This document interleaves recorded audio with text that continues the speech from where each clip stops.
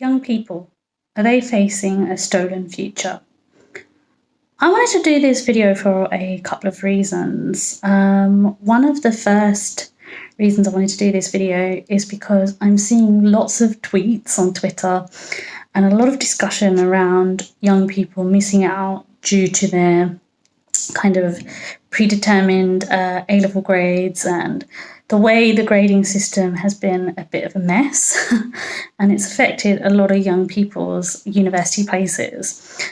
But we've all got to remember that very soon there is going to be GCSE results day later this week. And part of the reason I'm doing this video is I used to work within careers as a careers advisor. I still am a careers advisor in a way, but I also feel that I mentor people with careers. And part of the thing that really frustrates me whilst I'm doing this video is that I don't understand a lot of the decisions. I'm not going to go into the deeper context around that. I want to kind of just really key out all of the elements of, are young people facing this stolen future? Because I was already interviewed on an international news channel about this, and I tried to keep it very open and not give generalized tips, because every young person is an individual in their own right and they have their own journey that they need to go on.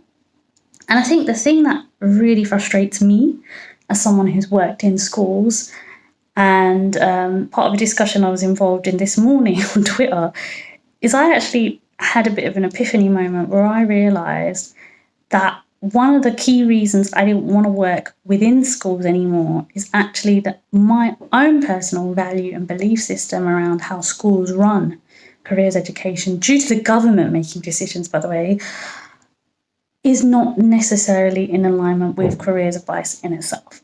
So I'm not going to go into huge details around this. I want to do a podcast episode around this in a lot more comprehensive detail. But what I'm going to say is, firstly, there is a lot of misinformation and miscommunication around what careers advice is the first thing I'm going to say.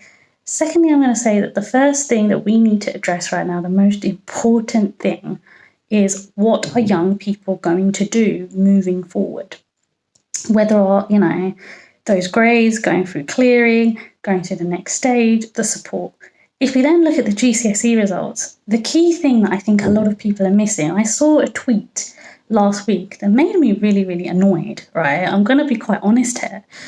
Somebody basically said your A-level grades and your GCSE grades don't matter. They don't count. It doesn't matter. One of the reasons why this frustrated me, more around the GCSE grades, if I can be honest, is that if you go into a profession like hairdressing, if you go into a profession like plumbing, if you decide that you don't want to go to uni, but then you want to go into employment and, you want to go to uni later, you still need to have your English and maths for most jobs. Most employers are looking at that as a requirement now. And that was because, the GCSEs became standardised A to C.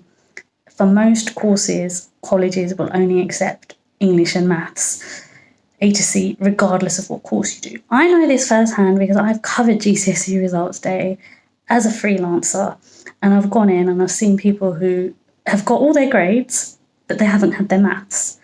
So they either have an option of redoing that within their college, or sometimes the college won't give them that option, depending on if they have enough GCSEs to fulfill that criteria. The problem that frustrates me is when I see tweets like this from people who have children themselves and they're not even aware of these kind of basic things. Not only does it frustrate me, but it worries me, because I'm not a parent and I'm not judging anybody here, but I feel like there is lots of misinformation out there and we need to inform and educate ourselves as individuals.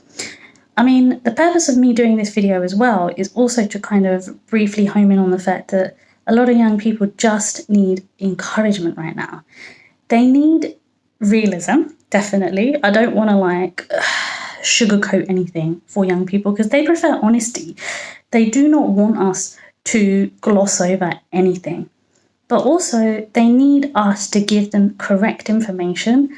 They need us to give them hope. They need us to be able to actually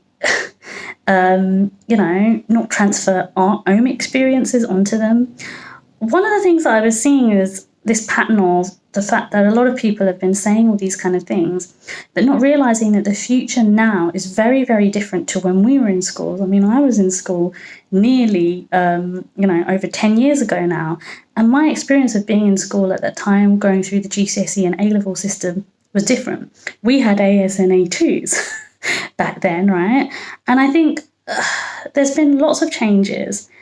And so what we need to do, regardless of what's going on right now and employment and worrying about all these things, we need to be positive and we need to encourage young people to be able to go out there, network on LinkedIn, do certain things that help align with where they want to go, whether that's going to uni, whether that's doing an apprenticeship, whether that's getting a job. Because I feel like the main thing that a lot of people are not getting right now, rather than just blaming people, and I'm not going to go into who I think is responsible for this whole debacle, because it is a debacle. And, it's one of the things that continue to frustrate me, because a lot of people blame careers advisors, but people don't realise how much power we don't have. A lot of schools dictate what we should or shouldn't be doing. A lot of schools,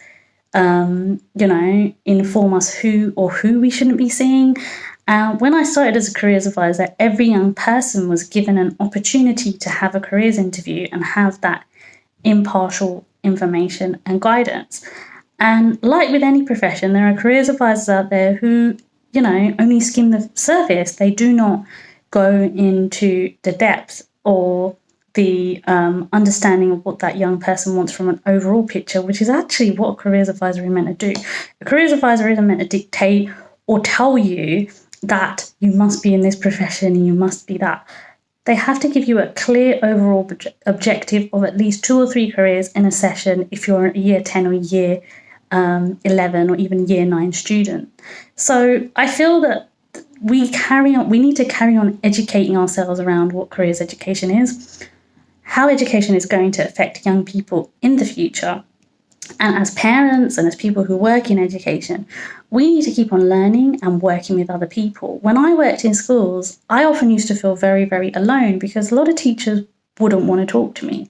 They would look down upon me. And I feel that this isn't all teachers, just a minority. But I feel like it's very, very important cohesively that all people within education work collaboratively together, because if you don't, nothing is going to shift, nothing is going to move forward. So I really, really hope that you get something from this video. I know it's a little bit of a long one, but I really wanted to just do this video because I feel that instead of us giving our opinion on what should be happening, we should try to come collectively to help young people as much as possible. Thanks so much for watching.